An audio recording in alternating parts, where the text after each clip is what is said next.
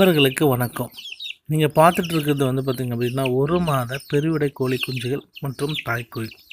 So இந்த 1 மாதத்தில் வந்து பார்த்திங்க அப்படின்னா, கோழிகளுக்கு எந்த மாதிரியான தீவனங்கள் நான் கொடுத்தேன் அப்படின்னா, கம்பு ப்ளஸ் வந்து பார்த்திங்க அப்படின்னா கருவாடு, அப்புறம் பசுந்தீவனமாக கீரை வகைகளை வந்து கொடுத்துருந்தேன்.